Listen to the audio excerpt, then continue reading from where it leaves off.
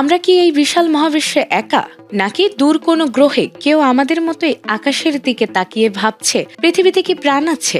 কল্পবিজ্ঞান আর বাস্তবতার মাঝখানের সেই চিরচেনা দেয়ালটা এবার বোধহয় ভাঙতে চলেছে। মহাকাশ গবেষণায় নতুন এক রোমাঞ্চ জাগিয়ে বিজ্ঞানীরা খুঁজে পেয়েছে পৃথিবীর মতোই আরেকটি গ্রহ, আর ধারণা করা হচ্ছে যেখানে থাকতে পারে প্রাণের অস্তিত্ব।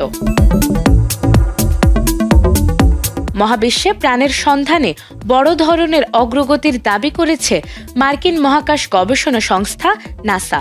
বিজ্ঞানীরা এমন এক ভিন গ্রহের সন্ধান পেয়েছেন যার গঠনগত বৈশিষ্ট্য অনেকটাই পৃথিবীর মতো।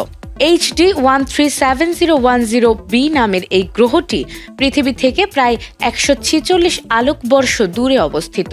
নাসার বিজ্ঞানীদের মতে গ্রহটি তার মূল নক্ষত্রের বাসযোগ্য অঞ্চলের শেষ প্রান্তে অবস্থান করছে, যেখানে তরল পানির অস্তিত্ব এবং জীবন ধারণের উপযোগী বায়ুমণ্ডল থাকার সম্ভাবনা রয়েছে। নাসার তথ্য মতে গ্রহটির মূল নক্ষত্র HD 137010 আমাদের সূর্যের মতো হলেও এটি তুলনামূলকভাবে অনেক বেশি শীতল ও কম উজ্জ্বল। ফলে গ্রহটির পৃষ্ঠের গড় তাপমাত্রা হতে পারে -68°C।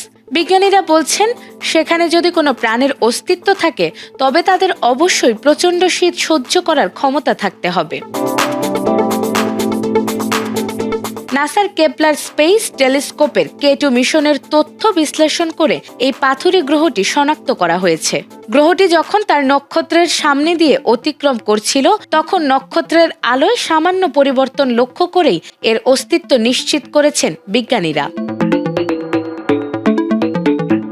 যদিও এখন পর্যন্ত মাত্র একটি ট্রানজিট পর্যবেক্ষণ করা হয়েছে, তবে তা থেকেই গ্রহটির কক্ষপথের সময়কাল অনুমান করা সম্ভব হয়েছে।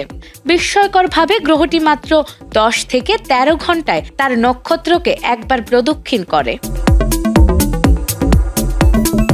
নাসা জানিয়েছে গ্রহটির বায়ুমণ্ডলে কার্বন ডাই অক্সাইডের মাত্রা বেশি হলেও সেখানে নাতিশীতোষ্ণ বা জলজ পরিবেশ থাকার সম্ভাবনা পুরোপুরি উড়িয়ে দেয়া যাচ্ছে না। ভবিষ্যতে ইউরোপীয় মহাকাশ সংস্থার কিউবস টেলিস্কোপের মাধ্যমে গ্রহটি নিয়ে আরও বিস্তারিত গবেষণা করা হবে।